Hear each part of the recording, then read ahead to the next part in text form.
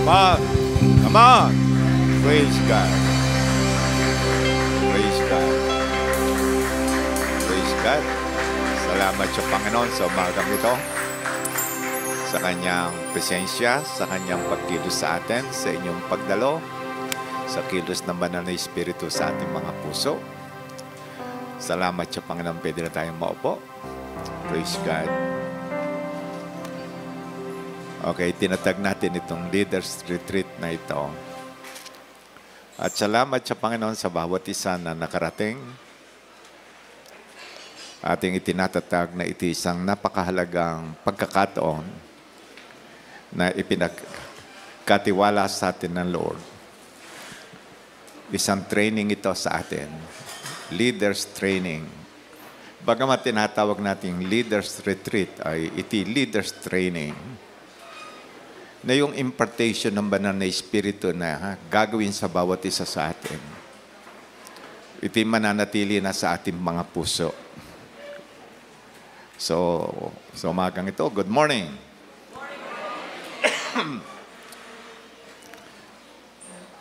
So, ang ating unang preaching ay tungkol sa God's Dream, Our Legacy.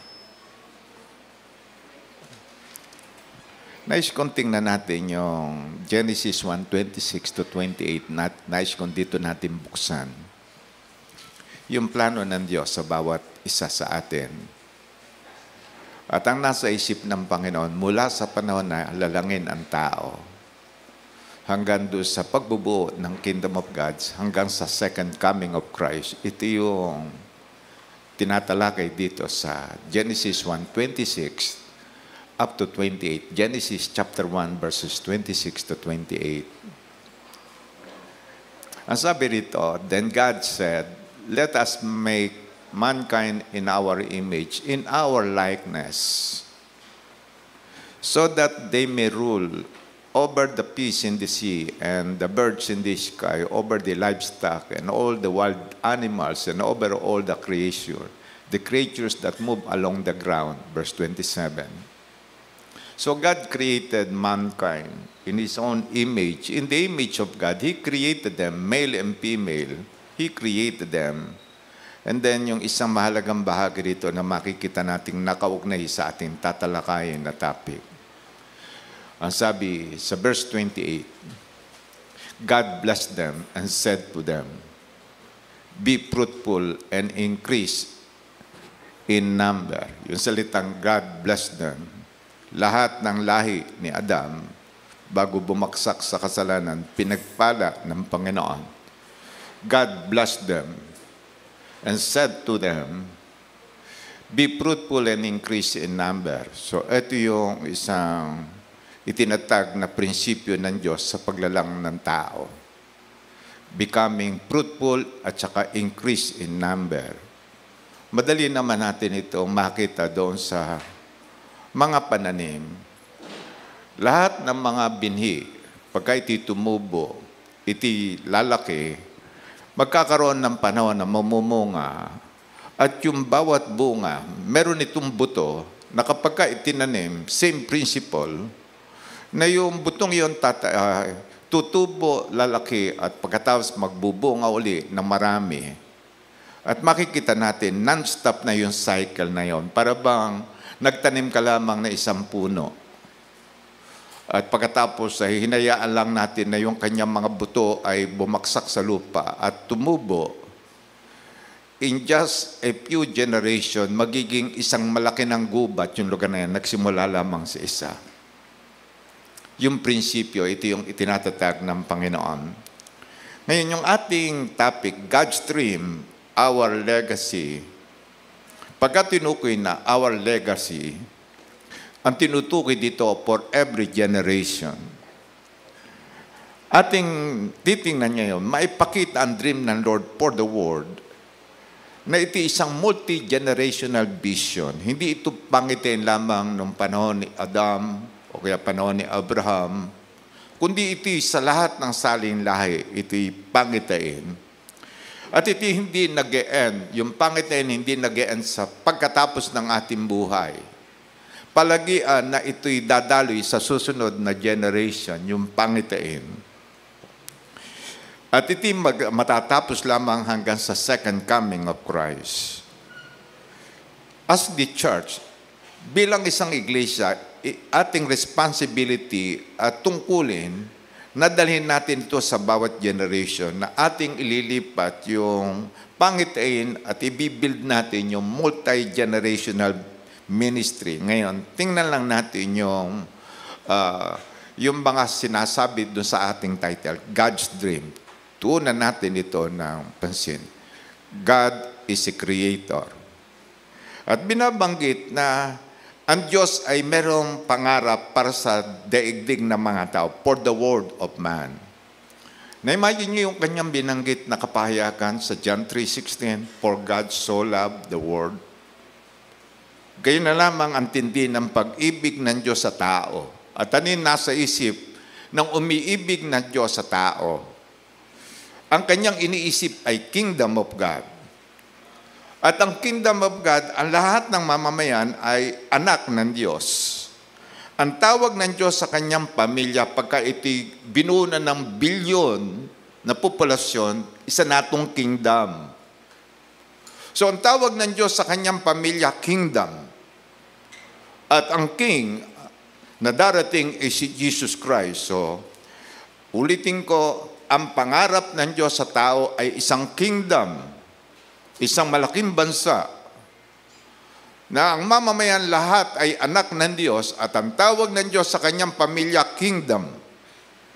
Hindi tribo, kingdom.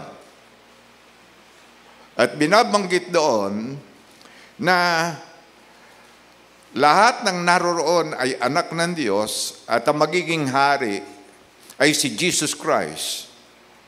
At makikita lang natin na mag-e-end lamang itong ating multi-generational ministry sa second coming of Christ. Kaya lamang binanggit ko, mag-e-end.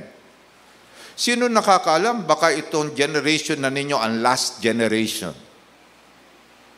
Kapag tinignan natin yung lahat ng palatandaan na ipinakikita ng Diyos dito sa ating daigdig, ninanais niya mabuksan yung ating isip at puso na sino nakakaalam na kayo na ngayon ang last generation, especially young people ngayon. Marahil kayo na ang last generation. Kaya lamang titingnan pa rin natin yung pinakaplano ng Diyos dito sa lahat ng bagay na ito ngayon. Ano itong tinatawag natin multi-generational vision? Ang tinutukoy dito, bawat mamamayan ay mananalig sa Diyos at magkakaroon siya ng vision of God. Bawat mamamayan. At ipinakita to ng Diyos kay Abraham. Noon si Abraham manalig sa Diyos at sa kanyang pangitain, itinatag ng Diyos na si Abraham matuwid.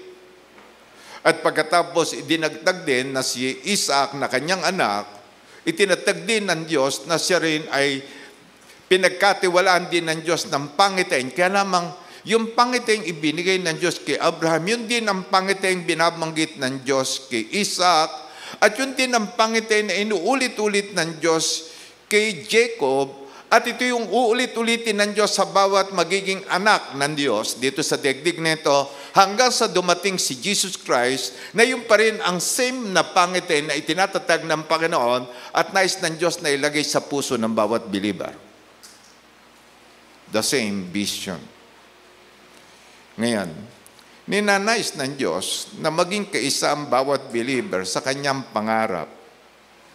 Ano yung pangarap? Kingdom of God. At alam niyo ba, in the beginning, God creates. Pagkatapos nung lalangin niya ang tao, nilalang niya ang tao na bagamat siya merong physical body, later siya magiging immortal being. Na ang nasa isip ng Diyos na sa ating katapatan, itong katawang lupang ito, panandalian lamang itong susuot ng tao and then later susuotan niya ito ng katawang panlangit. Nakita niyo ba? Binabanggit sa 1 Corinthians 15 na from mortality to immortality. Yan ang plano ng Diyos sa tao. Sino ang nagplano? Diyos. Hindi ako nagplano. Hindi rin kayo ang nagplano. Ang nagplano nito, Diyos para sa ating mga tao. Nakikita lang natin na grande yung pangarap o kaya yung plano ng Diyos sa bawat isa sa atin na kung minsan hindi maabot o kaya yung bang may lagay sa ating kaunawaan, pero gayon ang plano at pangarap ng Diyos sa bawat isa sa atin.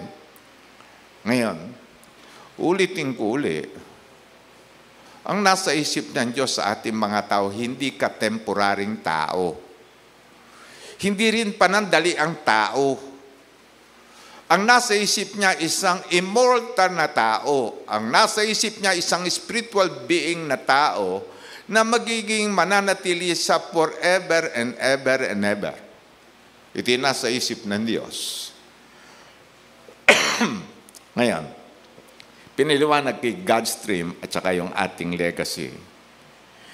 Laging ang heart ng Lord ay lagi nais niyang pagpalain ang tao na lalagpas sa ating buhay. Yung pagpapala sa iyo, nais ng Diyos, isasalin mo. Lagi siyang tumitingin doon sa ating legacy. Magmula nung bumaksak sa kasalanan si Adam, nakita na agad ng Lord all the future generation na nawala sa kanya. Bakit? Sapagkat yung legacy ng pagiging makasalanan na ililipat din sa susunod na generation. Kaya lamang yung legacy naman ng pagiging matuwid na ililipat din sa next generation. So nakikita ba natin, mamimili lamang tayo kung alin ang ating gagamitin na legacy sa ating hinaharap. Yung legacy natin sa ating hinaharap, tayo mamimili. Ngayon, dahil dito, ang Diyos ay pinili niya si Abraham at yung pananampalataya ni Abraham at pagsunod ay nagsimula ang Diyos uli ng tao na ipapanganak na mag-uli o kaya gagawin niyang spiritual na tao. Sinimulan niyang si Abraham ay gawin niyang spiritual na tao. At dito magagaling ang isang lahi. Isang spiritual na lahi na doon din sa lahing yun ipapanganak ang Kristo, ang Lord, ang ating Savior na si Jesus Christ. Ngayon, babalikan ko lamang yung binanggit. Doon sa Genesis 15:5-6, gagawin natin itong isang napakahalagang bagay. Mamaya paulit-ulit natin ito maririnig.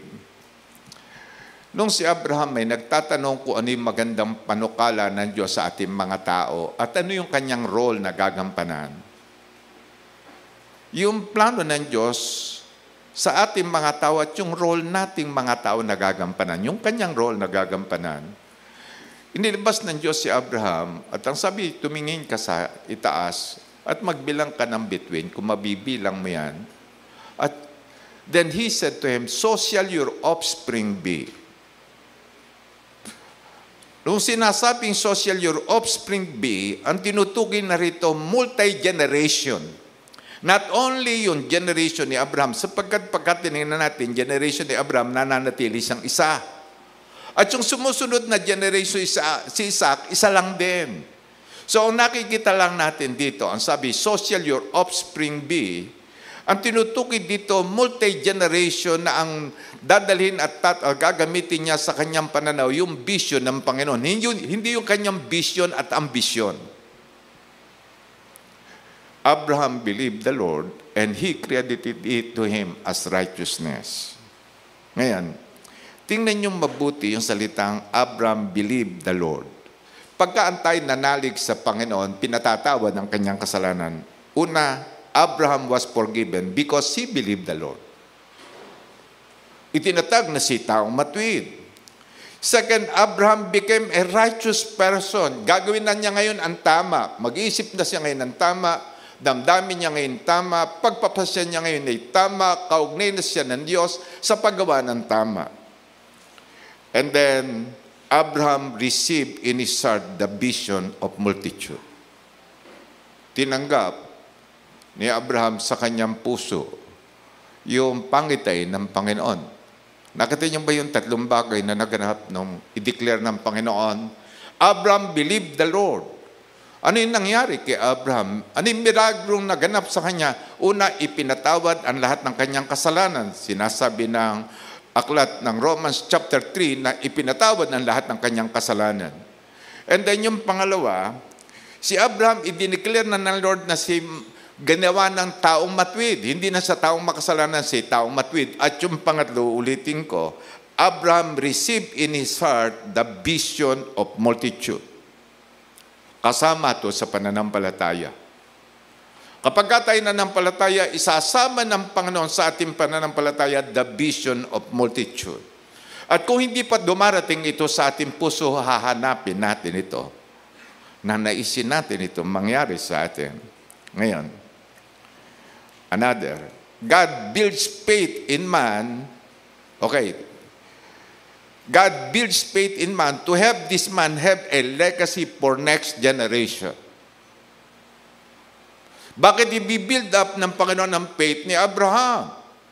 Para si Abraham ay magkakaroon ng legacy na ililipat niya sa kanyang next generation. Ang legacy na yon ay papasa pananalig sa Panginoon at pagiging matuwid ang buhay at pagkakaroon ng vision sa puso. Ito yung legacy na nais na gagawin, na ipamamana ni Abraham sa kanyang salin lahi. Marahil ay 1,000 generation na nasa isip ng Panginoon ng panahong iyon. Ngayon, dinevelop ng Diyos ang faith ni Abraham at for 40 years, pansinin niyo, for 40 years, dinevelop ng Panginoon ang faith ni Abraham. Bakit? Nais niya yung faith ni Abraham, gagawin niyang legacy sa lahat ng believer.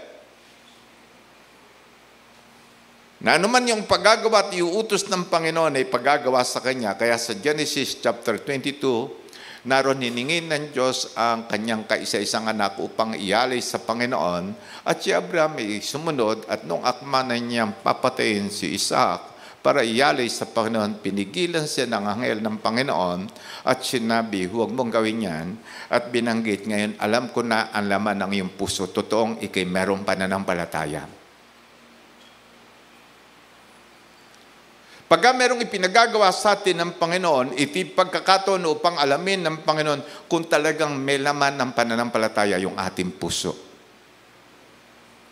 At marami ang mga tinatawag na believer na nailalantad kung talagang may laman pananampalataya ang kanyang puso. Si Abraham, nalantad niya yung kanyang pananampalataya sa sumunod.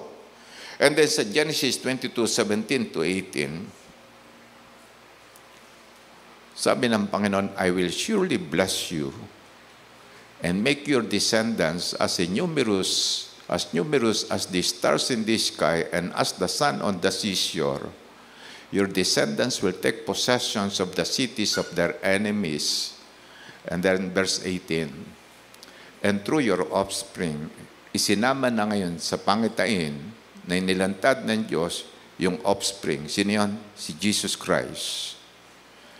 Kaya binabanggit sa New Testament na alam na kaagad ni Abraham yung tungkol sa pagdating ng Kristo. Nakita na niya ito ngayon. Pati yung kamatayan ng Kristo doon sa krus, pati yung second coming ni Jesus Christ, inilantad nato ng Panginoon sa puso ni Abraham because he believes. Okay, meron akong gagamitin isang illustration. Pagkaraan natin tanggapin si Jesus Christ na Lord and Savior ng ating buhay, at sinabi natin, kayo na po, Panginoon, masusunod sa lahat ng araw na aking buhay, merong inilalagay na katiyakan ang Diyos sa ating puso. Alam niyo kung ano yan? Una, katiyakang ipinatawad na ang lahat ng ating kasalanan. Yung pangalawa, pagka ikaw namatay, pupunta ka ng langit. Sino nagsabi na talagang pupunta ka ng langit? Inilalagay ito ng Panginoon na katiyakan sa puso ng taong may pananampalataya, merong resurrection. At itinatatag ng Panginoon na meron talagang second coming of Christ at meron talagang tinutukoy na salin lahi ng mga taong mananalig sa Panginoon. Tingnan niyo mabuti. Ito na ngayon ang legacy na nais na isasalin ng Diyos sa lahat ng believer. And through your offspring, all nations on earth will be blessed because you have obeyed me. Ito yung legacy na nais itatag ng Panginoon sa bawat believer. isasalin ito at nais ng Diyos na gagawin niya itong pamana sa lahat ng saling lahi ng mga taong mananalig kay Jesus Christ. Ngayon, kapag nakatingin ang Lord sa atin, lagi niyang tinitingnan, okay, pagkaramon tanggapin si Jesus Christ na Lord and Savior, lagi niyang tinitingnan yung potential mo as a believer. Na meron siyang nakikitang malaking magagawa sa pamagitan ng iyong pananampalataya. May malaki kang potensyal. Sapagkat binabanggit na all things are possible to those who believe. So inaalis yung potential natin na yung bang walang katangian at kakayanan, kundi meron kang potential. Ngayon, so binabanggit na ang hinahanap lamang niya sa atin, faith sa Diyos at yung faith sa vision. Hindi ko alisin yun sapagkat paulit-ulit na nilalantad ng Diyos mula sa simula, Genesis up to Revelation. Ngayon, makikita lang natin yung impact ni Abraham sa kanyang descendants na ito yung bang sinimulan ng Diyos kay Abraham pagkatapos binanggit yan hanggang kay Jesus Christ. Ano yung nasa isip ng Diyos? Yung kanyang dream na pagbubuo ng isang kingdom of God sa ating mga tao. Na itong daigdig na ito temporary na lugar lamang sa atin sapagkat darating yung eternal na layunin ng Diyos na tayo magiging from mortal to immortality, doon sa pagiging, yung bang panandiran sa magiging eternal. Na-imagine nyo ba, ang laging sinasabi ni Jesus Christ, ang nananalig sa akin, meron ng eternal life. Ano yung nasa isip ng Panginoon? Noon lagi niyang binabanggit na ang buhay kong pinagkaloob sa inyo, eternal.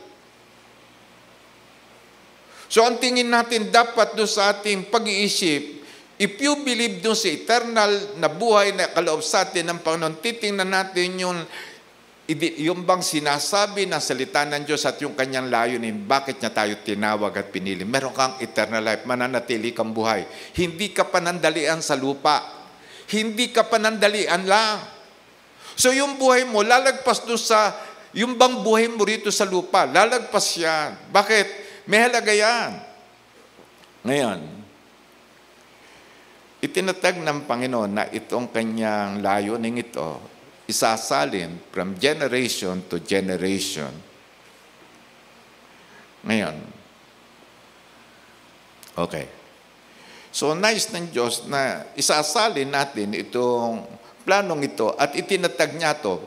Pagkaraan ni Abraham, isinilang si Isaac. Si Isaac, pinili niyang manalig sa Diyos.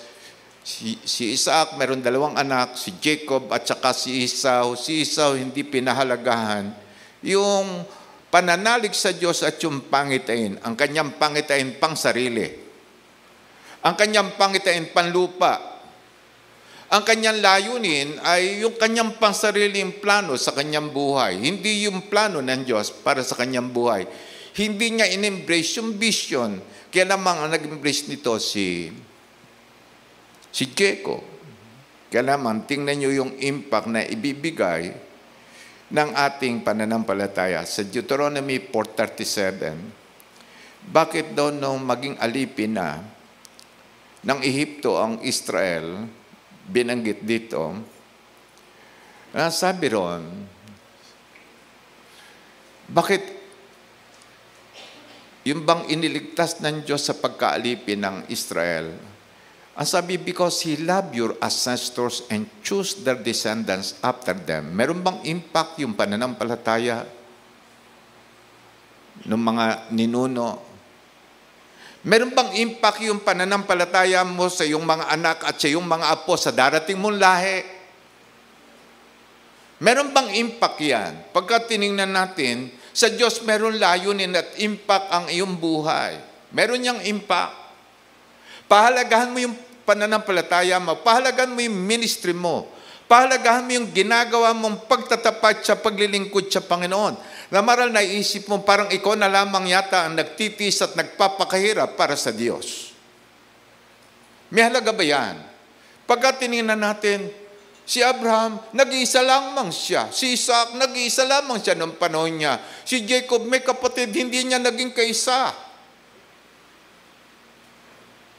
May impact ba yung kanyang pananampalataya? Pero pansinin niyo, because He loved your ancestors and chose their descendants after them, He brought you out of Egypt by His presence and His great strength. So yung darating na generation, pwedeng magkaroon na ang dahilan kung bakit siya napagpala sapagkat merong nagdaan na generation na naging tapat sa Panginoon. In application, yung buhay mo, malaki ang halaga niyan. Yung pananampalataya mo at pagtatapat sa Diyos, may impact yan. Maring sa iyong mga anak, o kaya sa iyong mga apo, pero lalagpas doon. Marami sa mga ministries natin, lalagpas yan. At makikita lang natin na yung ginagawa natin pagtatapat sa Panginoon, hindi malilimutan ng Diyos. Pansinin ninyo, 400 years na nakaraan nung iligtas ng Panginoon ng Israel sa pagkaalipin sa Ehipto, ito pa rin ang binabanggit ng Panginoon because He loved your ancestors and chose their descendants after them. He brought you out of Egypt by His presence and His great strength. Sino nakakalam na yung pananampalataya mo ngayon gagamitin ng Diyos na revivalist doon sa susunod na generation? Yung power ng iyong faith ngayon, yung sinimulan mong sakripisyo para sa Panginoon, yung bang ginawa mong paglilingkod sa Panginoon, ang tingin mo parang walang halaga doon sa kapaligiran mo o kaya sa panahon mo, sino nakakaalam? Gagamitin ng Diyos yan sa next generation para magkaroon ng revival o kaya isang napakalaking pagliligtas ng Panginoon dahil sa iyong sinimulan na malaking pagtitiwala sa Panginoon at pananatili sa iyong puso na nais mong maisalin yung dreams ng Panginoon, ito yung pamana mo sa susunod mong lahi. Papayag ka ba? Makikisa ka ba? Pwede na bang ilaan ang iyong buhay para rito? Sasabihin mo, mahina lang naman ako. Ito naman sila Abraham, Isaac at sila Jacob, pare-parehos na mahina rin yan. Hindi naman maganda ugali ko. Lalo na si Jacob, hindi rin maganda ugali niyan. Alam niyo ba yon? Okay. Alam niyo ba si Jacob may ugali? Yung katabi mo may ugali ba? Baka mas malala si Jacob dyan. Ha? So, pwede ka ba? No, manalig sa Panginoon, magdadala ng pangitain. Bakit? Ito yung mga pinili ng Panginoon. Ulitin ko lang, He brought you out of Egypt. Nagkaroon ng pagliligtas ang Diyos doon sa darating na generation.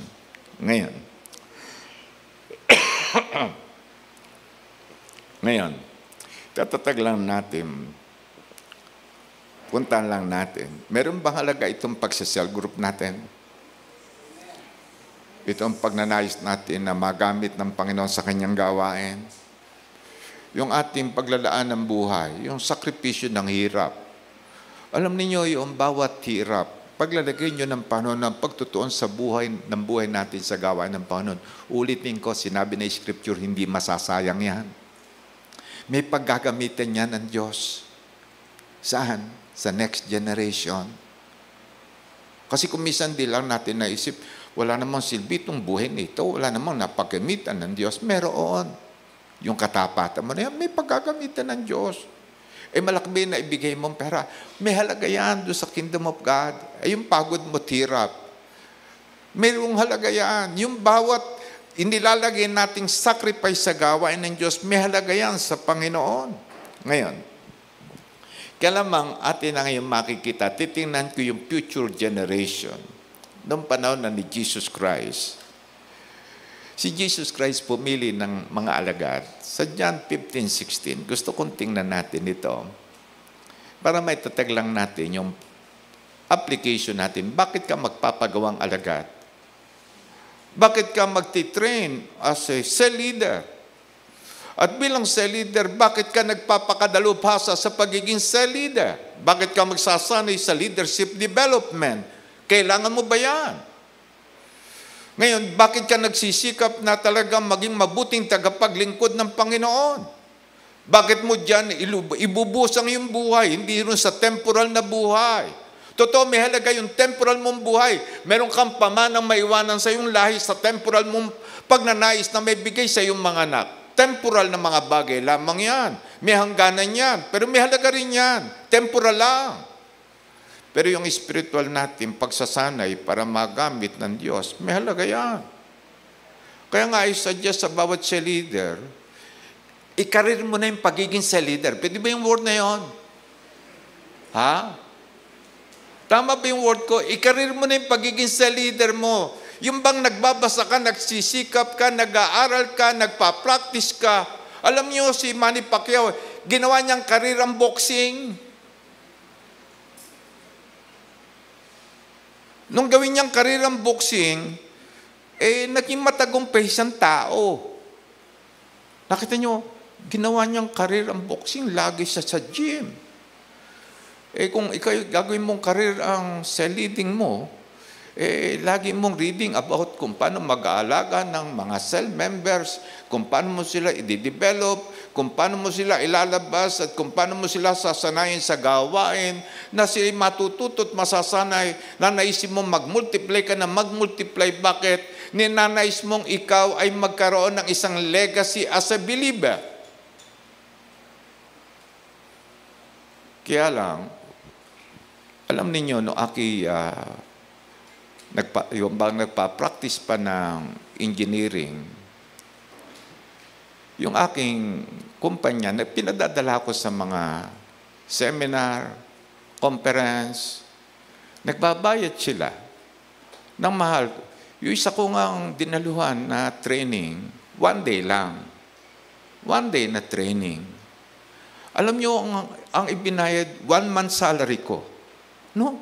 Sabi niya, sa tingin ko, pagkamahal-mahal, pero gusto ng kumpanyang i-develop yung pagiging isa kong engineer. Bakit? Merong siyang nakikitang mas malaking magiging benefit pagka ako'y naging mahusay. Kapag ba naging mahusay kang leader, meron kong bang malaking benefit? Dadami ka. Pagkatapos yung next generation mo, nagkakaroon ng liwanag dahil sa meron kang iiwanang pamana sa kanila. Ngayon, tingnan nyo mabuti, John 15:16. You did not choose me, but I chose you and appointed you so that you might go and bear fruit. Sino raw ang pumili sa atin? Hindi yung katabi mo ang pumili sa iyo. Nagkataon lamang na yung cell leader mo, pinadala ka sa life class at tinuruan ka sinanay at ginawa ka niyang cell leader. Pero ang sabi rito, hindi naman talaga kayo ang pumili sa akin, but I chose you. Ilan yung naniniwalang tayong lahat ay pinili ng Diyos? Pwede ka bang maging komportable na at kampante yan? Hindi tao ang pumili sa iyo. Do you believe ang Diyos hindi nagkakamali? Huwag nyo na isipin nagkamali ang Diyos ng pagkapili sa inyo. Kasi kapag tinitingnan natin yung ating uri ng pagiging tao at yung paglilingkod natin, mukhang nagkamali ang Lord sa akin. Sana siya na lang. Pero huwag nyo nang isipin nagkakamali ang Lord. No. Okay. And appointed you. Do you believe bawat believer may appointment? May appointment tayo. So that you might go and bear fruit. Napansin niyo ba yung binanggit ng Panginoong Jesucristo? Lagi niyang iniisip yung yung Genesis 1:28, God blessed them. At ang sabi, be fruitful and multiply. Ito na naman si Jesus Christ. Nung dumating siya, ito pa rin ang kanyang binabanggit, go bear fruit and multiply. So makikita lang natin yung idea ng Diyos noon hanggang sa ngayon, hindi magbabago yan. Okay. So that you might go and bear fruit. Fruit that will last. Alam niyo yung salitang fruit that will last? Yung nananatili na ikaw ay merong bunga. Nang tinutukoy dito, pagkarang magbunga yun, yung puno ng mangga, pagka nagbunga ngayon, next year, magbubunga uli. Next year, magbubunga uli yan. Mananatili nagbubunga yan, pero hindi lamang yun ang tinutukoy. Yung puno ng mangga ngayon na namunga, pagka yung bunga ngayon ay nagkaroon ng buto, itinanim, mamumunga rin yun. At hanggang sa dumating ang salin lahi ng mga tao, mananatiling may mangga. At yun ang tinutukoy ng Panginoon, fruit that will last, na ang tinutukoy dito ng Panginoon, ang nakikita niya mula nung panahon ng Panginoong Jesucristo, nung panahon ngayon, hanggang sa second coming of Christ, merong mga believer. Fruit that will last. Hindi ngayon at sa loob na isang panahon na munga, pag-araan ng 100 taon, namatay ng mangga, wala ng mangga. Hindi yun na nasa isip ng Panginoon na fruit that will last, na ang tinutukoy niya rito yung second coming of Christ pa rin, fruit that will last, and so that whatever you ask in my name, the Father will give you. Ngayon, pag atin tinignan, ito rin yung iniisip ng mga apostol. Kaya nga, legacy of believers ngayon. Ang legacy natin yung ating pananampalataya sa Panginoon. We believe napakalaga ng ating pananampalataya. Kaya i-develop natin yung ating faith, i-strengthen natin yung ating faith, develop natin yung ating ability sa paglilingkod sa Panginoon. So, i-develop natin. Alam niyo ba yung faith on God is very powerful and alive? Magsasite lamang ako ng isang bahagi. Sa Hebrews 11:4. At pagkaraan nito, by faith, Abel brought God a better offering than Cain did. By faith, he was commended as righteous. Bakit? Meron siyang faith. When God spoke well of His offerings. Bakit? Sapagkat better offering. Kailan si Cain na kanyang kapatid ay nag-alay rin. Kailan ay hindi tinanggap ng Panginoon. At ang sabi ng Panginoon kay Cain, bakit ka magagalit? Mali yung ginawa mo eh. Anong mali? Hindi ka nag-alay ng tamang offering. At yun na nakakalungkot talaga rito sa binabanggit, God spoke well of His offering. Sa Genesis 4:3-5, binanggit dito, gusto ko itong ikot.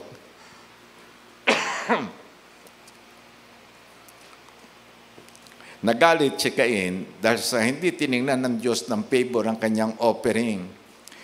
Sa Genesis 4:3-5. And then Genesis 4:6-8. Then the Lord said to Cain, why are you angry? Why is your face downcast? If you do what is right, hindi sapat na ikay naglilingkod lang. Ang nais ng Lord na paglilingkod, tamang paglilingkod. Hindi sapat na meron kang ibinibigay sa Panginoon, mag-offer ka ng nakakalugod sa Diyos. Mag-offer ka na nakakalugod sa Panginoon. Sa verse 7 and 8. If you do what is right. Sino nagsabi na hindi tama yung ginawa ni Cain na pag-aalay? Yung Diyos. Sumamba pa silang dalawa? Sumamba rin. Nag-aalay pa silang dalawa? Nag-aalay rin. No. So, nakita lang natin, nag-pray ba sila? Parehas din na nag-pray. Kaya lamang yung pag-aalay rito ni Cain. Hindi tama. If you do what is right, will you not be accepted? But if you do not do what is right, sin is crouching at your door. Lalapit sa iyo ang kasalanan. Papasukin ka ng kasalanan pagka hindi tama ang iyong ginagawa. Balikan ko yung Hebrews 11:4. At ito yung gusto kong maiwanan sa inyo. Isasalin natin. Ang sabi rito, and by faith, tingnan nyo mabuti, Abel still speaks. Si Abel, kahit napatay na, nagsasalita pa rin ang kanyang pananampalataya. Naunawaan ba natin na yung pananampalataya ay nananatiling buhay sa paningin ng Panginoon at iti ginagamit ng Diyos para magsalita sa ibang tao? Kaya binanggit dito, and by faith, Abel still speaks. Nagsasalita pa raw si Abel. Yung kanyang handog daw ay nagsasalita pa rin. Yung kanyang legacy nagsasalita pa rin.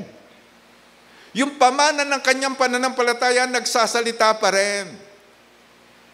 At binabanggit, kailan ito nagsasalita? Even though, patay na siya. Kahit na siya patay na, meron pa rin halaga yung kanyang iniwanang pananampalataya. At ito yung ating pagtatatag ngayon sa umagang ito. No? The vision comes to heart in our salvation. Sa araw ng ating salvation, ipinanganak tayo sa kingdom of God. Alam niyo bang incorporated sa new creation ang vision? Si Jesus Christ. At pagka lumago ka sa pananampalataya, maunawaan mo talaga na ikaw ay taga-kingdom of God. Pagka lumago ka sa faith, doon mo maunawaan taga-kingdom of God ako. Anak ako ng Diyos. At ako isang lingkod ng Panginoon. Ngayon, makikita rin natin na sa pagkapanganak natin maguli, nagiging bahagi yung Great Commission. Sa Acts 26, 17 and 18, nagkaroon dito ng pangitain si Pablo. No? Binanggit doon sa kwento sa Acts chapter 26, 13 to 18, dito dumating yung salvation ng Diyos kay Pablo at itinatag sa kanya yung Great Commission. No? Ngayon, binabanggit na sa araw ng salvation ni Paul, kanya ring tinanggap yung Great Commission. No? Doon sa verse 18, tinanggap din niya yung Great Commission sa kanyang salvation. Ngayon, doon sa Acts 26:19, dito ko lamang itatatag kung paano natin i-apply itong ating layunin, God's dream, our legacy. So then, King Agrippa, I was not disobedient to the vision from heaven. Ano yung vision niya? Yung kanyang salvation at saka yung Great Commission. Pagka tumanggap ka ng pagliligtas ng Panginoon, yan ipangiting inilagay sa iyong puso ng Panginoon, ligtas ka na ngayon. At ano ginamit siya pagliligtas sa iyo ng Panginoon? The gospel. Ay sino magdadala niyan? Great Commission. So makikita natin yung correlation na bakit ka naligtas dahil sa merong Great Commission. At doon yung makikita talaga na sabi, yung ating salvation at saka yung vision, iti pangitain galing sa langit. Kailangan paano ito darating? Una, kailangan natin ng total repentance. Meron tayong complete desire to live for Christ by faith. Yun ang una. Paano natin maitatag itong pangitain ito sa ating puso? Paano magagawa natin na yung pangitain ng Panginoon o kaya yung kanyang dream sa ating mga tao? Ito yung nais nating pamana sa ating buhay at pamana sa ating darating na lahi. Una, simple lamang, total repentance. At yung complete desire na mamuhay tayo para kay Kristo at susunod tayo sa Panginoon. Pwede mo nating idagdag yung Philippians 1:21 na maging prinsipyo natin. Ano yung prinsipyo roon? Sa Philippians 1:21, paano ka na ngayon mabubuhay sa daigdig nito? Hindi na para sa iyong sarili. For me to live. For to me to live is Christ. Paano ka ngayon mabubuhay? Para sa iyong sarili at para sa iyong mga anak, para sa iyong lahi, para sa iyong convenience at komportableng buhay. Napakagandang bagay. Nabanggitin natin, for to me to live is Christ. Paano kung wala ka nito? Wala ka niyan. Wala ka ng ganon. Wala kang narating. At hindi ka naunawa ng maraming tao. Kay Paul, binaliwala niyan lahat yan ngayon. For to me to live is Christ. Paano kung mamatay ka? Di nasayang ang buhay mo. Sa isang taong may pananampalataya, walang nasasayang sa kanya. Yung kanyang lahat na ginawa, walang masasayang doon. Paano kung siya naggali ng buhay at siya namatay? Hindi rin nasayang ang kanyang buhay. Paano yung kanyang kamatayan? Meron pa rin siyang pakinabang doon. So nakita lang natin lahat ng mga bagay na nakaugnay sa isang taong may pananampalataya, may halaga. Yung pangalawang bagay na tutukuyin ko, magkaroon tayo ng prayer to have the vision of God para sa bawat isa sa atin. Nais ng Diyos na ikaw ay simula ng isang lahi na magmumultiply. Lagi ito yung nasa isip ng Diyos. Laging ikaw ay isang simula. Alam niyo ba, ang buto, lahat ng buto, ito isang simula ng buhay. Na kapag kasi itinanim at siya naging puno at siya mamumunga ng marami at yung kanyang bunga ngayon ay yung bang magkakaroon din ng buto pagka natanim, magiging puno rin at ito isa ng malaki ring yung bang nagsusupply na maraming bunga. Kaya lamang tinutukoy ko, pray to have the vision of God for us. Nais ng Diyos ay ikaw ay simula ng isang lahi na magmumultiply. Napagawa kang alagad para makagawa ng alagad. May cell group ka na ba? Ilaban mo yung faith mo. Talaga ang buhay sa pagde-develop ng disciple. Yan ang iyong lahi. No? Ano yung lahi mo? Disciple. No. Yung pangatlo, be filled with the Holy Spirit. Okay, be filled with the Holy Spirit. Ang tagapagdala ng vision sa puso yung Holy Spirit. Sabi sa Romans 5:5, ibinuhos ng Diyos ang kanyang pag-ibig sa ating mga puso sa pamagitan ng Holy Spirit. Ano ibig sabihin dito? Kapag meron kang pag-ibig sa Diyos at pag-ibig sa mga tao, embrace mo itong vision na ito. Be filled with the Holy Spirit, ang tagapagdala ng vision sa puso. Pagka punong-puno ka ng pag-ibig sa mga tao, magnanais kang magamit ng Diyos para abutin ang napakaraming tao. Pangapat, ilaban niyang legacy para sa next generation.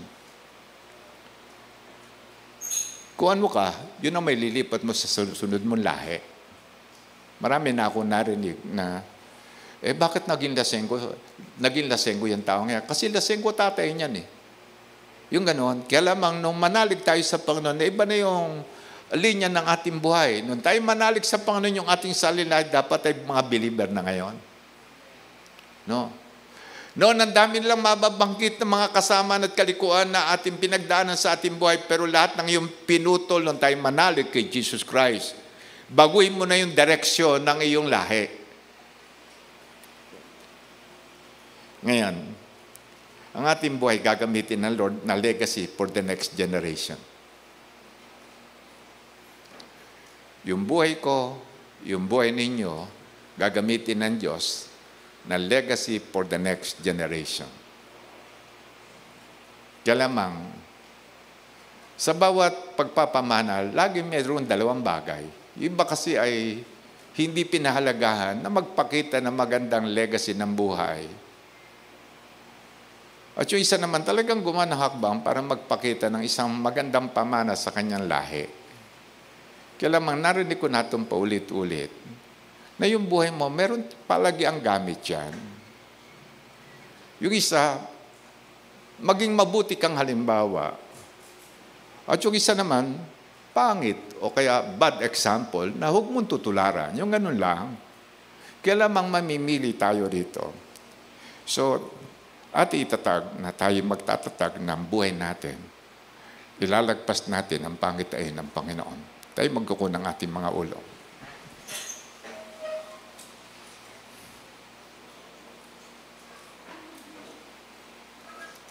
Ilapit natin sa Diyos yung ating buhay ngayon.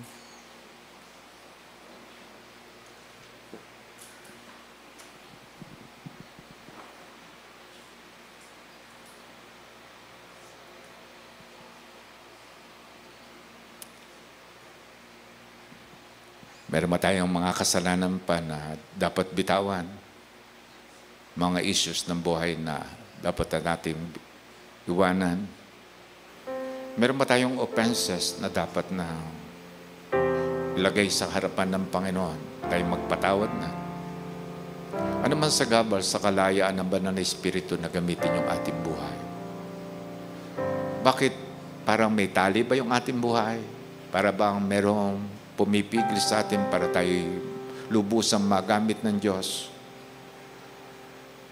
Meron bang mga bahagi ng ating katauhan na dahilan para tayo hindi magamit ng Diyos?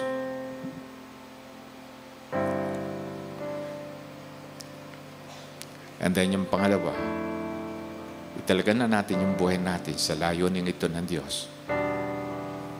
Ano yung kanyang layunin? Ano yung kanyang naisip pagkaloob? Buhay, isang buhay na ganap at kasiyasiya. Ang dinadala ng Panginoon sa tao, buhay. Legacy of life. Abundant life.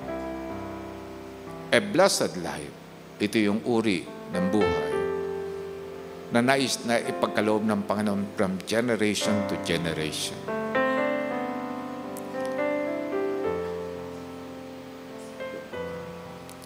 Pag-pray natin, magkaroon tayo ng pangitain na galing sa Diyos.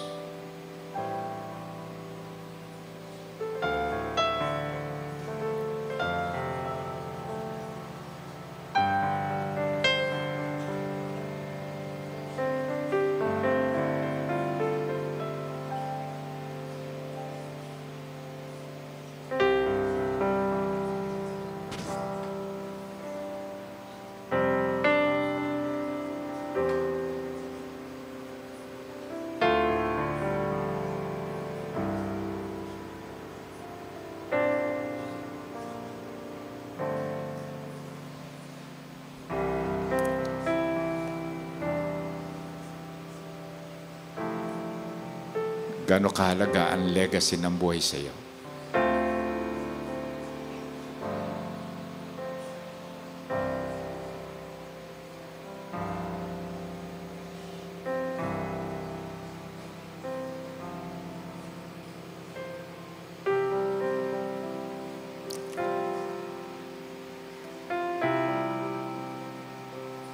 Panginoon, amin po inilalapit ang pagkakataong ito. Kinikilala namin na kami pinili ninyo at tinawag para maging isang taong may pananampalatayang tulad ni Abraham. Itinatag ninyo na si Abraham ang ama ng lahat na may pananampalataya. At amin po nilalapit na tutularan namin ang pananampalataya ni Abraham. Naging obedient hanggang sa wakas ng kanyang buhay. At naipo rin namin ganun din yung aming itatag. Na ilalaban namin yung katapatan sa pananampalataya. Ilalaban namin na kami magpapamana sa next generation ng isang puso at buhay na merong katapatan sa pananampalataya.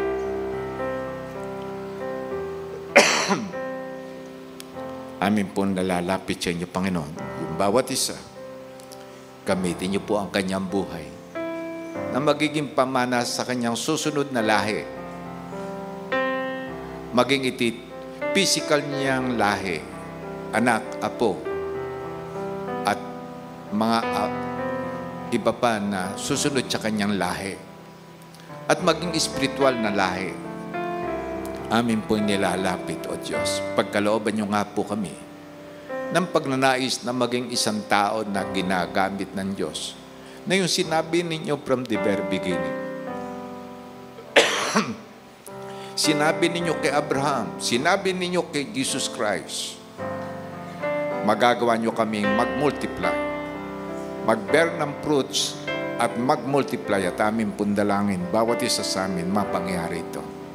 Hinihiling namin ito, Panginoon, sa pangalan ni Jesus. Amen. Okay, palakpakan natin ang Panginoon. Okay, meron tayong isang activity na gagawin. Ilan dito yung gumana ng kanyang goal na isinulat? Meron ba rito?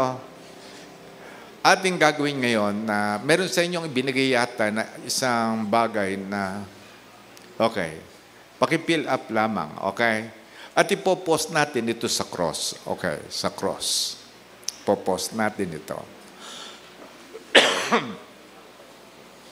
Okay. Yung ating vision at goal para sa year 2025, year 2026, at year 2027. Okay. Ang atin lamang pinaka-milestone ay makapagpadala ka ng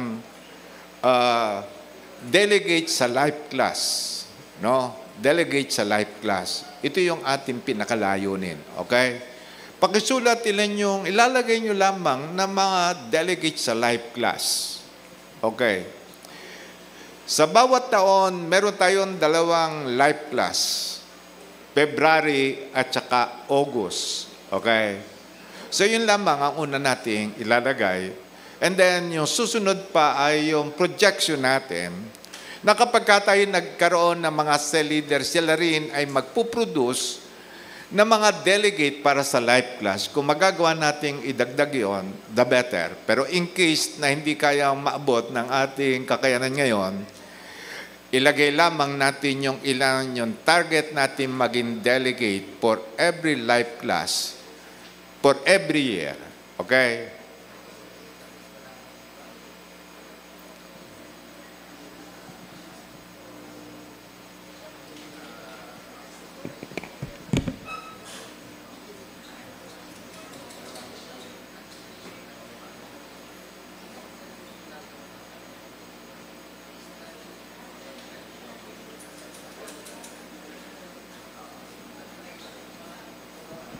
So ito'y gagawin natin pangako sa Panginoon. Ano?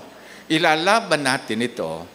Ngayon, nabanggit ko sa ating training last time na para makapagpadala ka ng at least isang delegate sa life class, makapag-win ka ng at least 3 na yung iwiwin, i-consolidate, aalagaan mo, gagawin mo cell member, and then sasanayin mo na yung bang doon sa prayer, sa devotion, at doon sa iba-iba pa, at nanaisin mo siya maging regular cell member. Okay? Kaya lamang ang target natin na standard doon sa pagiging delegate sa life class, at least 2 months na regular Sunday worshiper. And then 2 months din na regular cell leader. At nakarating sa basic lesson number 5. Lesson 5.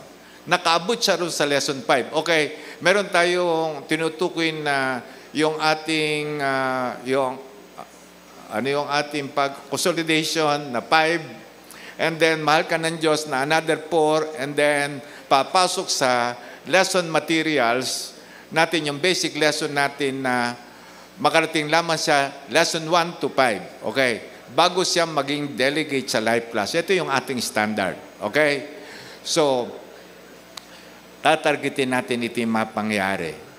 Okay. So, gano'ng karaming tao ang tatargetin mong may padala sa life class per year? 2.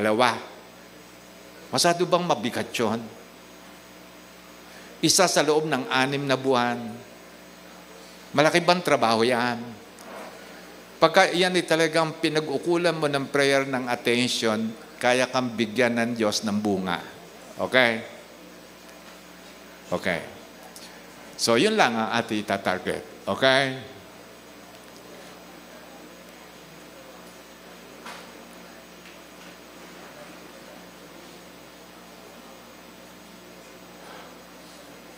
Ngayon, ang ating binanggit, yung delegate mo sa life class ng February, magiging potential cell leader sa February the following year. Okay. Example, naglagay ka ng number of cell members dito sa February dito, 1.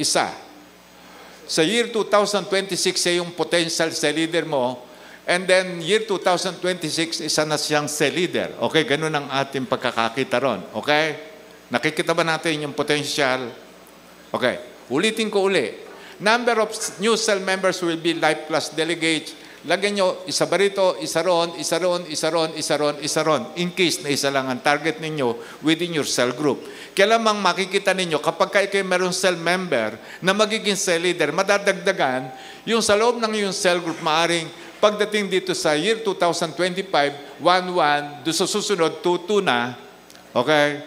So susunod, 3-3 na o kaya 5-5 na, gano'n na karami. Bakit? Sapagkat nakikita natin na dumadami na magpapadala sa ating cell group na magpapadala sa life class. Kaya lamang ulitin ko, sa year 2025, yung delegate mo rito magiging potential cell leader do sa year 2026 na potential cell leader. By the end of August, o by August, isa ng cell leader. Okay? So ngayon, kapag ka nagpadala ka naman ng delegate sa life class sa year 2026, Dalawa rito. So, pagdating doon sa year 2027, yun ang potential sa leader mo. Okay? So, ganun lamang kasimple yung ating ginagawang plano. At kapag itinatag natin, yung ganyang kaparaanan, makikita ninyo, alam niyo ba ang magaganap dito sa church kapag tayo ay ginanap natin ito? Naglagay ako ng 50% na pull out. Okay? Kaya lamang sa 50% na pull out, laging magdodoble ang number ng ating cell leader. Bakit? Isang cell leader, magpapadalawang delegate, at kapag hindi pa siya mahusin na tagapag-alaga, isa lamang madadagdag sa kanya. So, isa siyang cell leader, madadagdagan lang ng isa. So, ilan na sila? 2. So, susunod na taon, ilan na sila? 4. Ganun na, karami, ang bilang. Di ba? So, susunod na taon pa, uli, magiging 8 na sila. Bakit? Laging doble at doble sa bawat taon. In case naman na tumaas pa yung pull out, in case na dumating pa yon, huwag na natin isipin pa yung pull out na bumaba pa ng bumaba. Okay? So yun lamang ang atin talagang gagawin sa ating ministry. Simple lamang. Okay ba? Ilan na rito nakatapos sa paggawa ng kanyang goals? Pakitaas lang ang kamay na nakatapos na sa goals. Okay. Ito yung ating gagawin. Itong goal setting natin na ito ay gagawin natin para sa Panginoon. Sino yung head ng church? Si Jesus Christ. Sino yung king ng kingdom of God? Si Jesus Christ. Kangino natin gagawin itong goal na ito?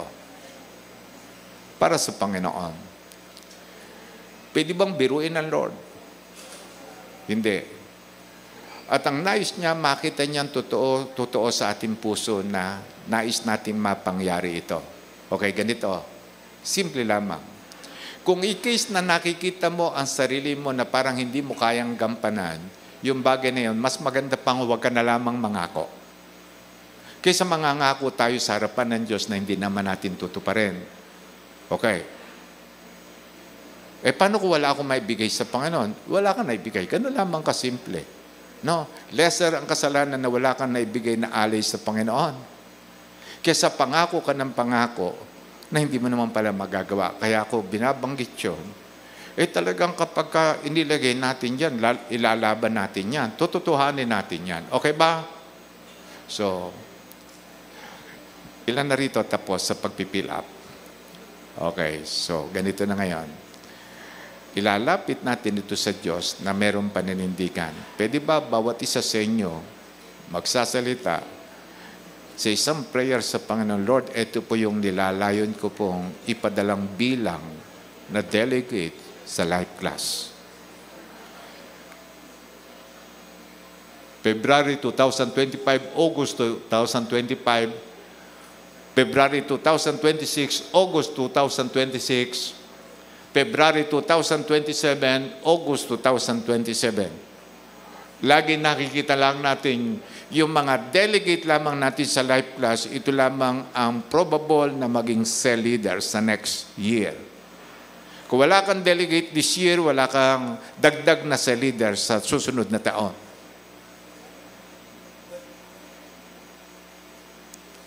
Okay? Meron bang gusto magtanong sa katabi? Okay. Pwede ba tayo magyuko saglit ng ulo? Ilapit nyo na ngayon sa Panginoon yung inyong pangako. Kayo na mismo magsabi sa Panginoon, Panginoon, ito po yung aking ilalaban. Nanaisin ko po itong mapangyari sa aking buhay, itong goal na ito. Ipagpe-pray ko ito. Lalabas po ako. Magsasanay po ako. Nanaisin ko po mapangyari ito. Totoo sa aking buhay itong binitawang kong layunin ito. At pagpalain mo ko. Okay, you pray. Come on.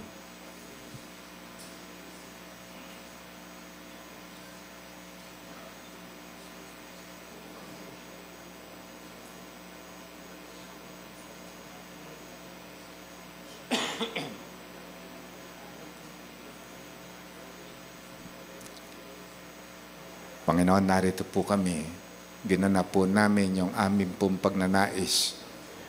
Ma-set namin yung goal namin. Sa year 2025, year 2026, year 2027, at sa simple pong kaparaanan, nais po namin makapagpadala ng delegate sa life class. At amin pong kinikilala, O Diyos, na sa iyo pong pagpapala sa amin. Itong lahat ng gagawin namin delegate sa life class, magiging sa leader. Ang amin pong kahilingan, turuan niyo po kami sanayin para wala po yung fall out hanggat maaari. Nilalapit namin, O Diyos, sa iyo pong pagpapala sa bawat isa. Amin pong itatatag itong goal setting na ito. Amin pong ipopost ngayon yung amin pong dito sa krus na ito. Alay ito sa krus ni Kristo. Ito po yung aming gagawin sa darating na mga taon. Pagpalaan nyo nga po kami sa pagpopost na ito sa pangalan ni Jesus. Amen. Okay, magsimula tayo. Itong dito kayo magpopost sa cross na ito. Ito naman narito, dito kayo magpopost. Pwede na kayong tumayo, lahat na nakatapos. Okay, inyong itatag ito na ito para sa Panginoon. Ano?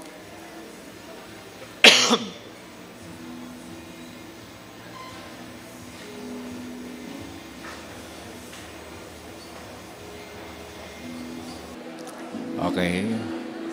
Kung na-post ng lahat yung ating mga goals, itatag na natin ito sa ating puso. Maging totoo ito for 3 years. Kano katagal na prayer ang ating gagamitin dyan? 3 years. Pagkaraban ng 3 years, titigil na, palalaguin pa natin ang 3 years natin. Dadagdagan uli natin ito. So, I suggest na ilagay ninyo palagian sa inyong prayer item yung inilagay ninyong goal. Laban yan. No? Ulitin ko, tao yan, laban yan. Laban ito ng ating pananampalataya. Tayo manalangin uli. Panginoon, nilalapit namin itong mga goals na amin pong ipinost dito. Ito po'y inilagay namin sa krus ng Kalbaryo ng Panginoon. Ito yung inilaban na ninyo noon. Inilaban ninyo yung aming salvation at ilalaban din namin ang salvation ng ibang tao. At ipakita rin namin sa inyo, Panginoon, na buong katapatan namin gagampanan yung layuning ito, itong goals na amin po inilagay dito sa ipinost namin ito. Pagpalaan nyo nga po ang bawat isa, maging matagumpay po kami lahat. Na sa panahon ng aming pakikidigma, amin pong laging ilalagay sa aming puso at isipan, hindi nyo kami iiwanan ni pababayan sa laban ng aming pananampalataya. Sapagkat itong goals na ito, gagawin nyo po itong mapangyari sa aming buhay. Salamat sa inyo, Panginoon, sa pangalan ni Jesus. Amen. Okay.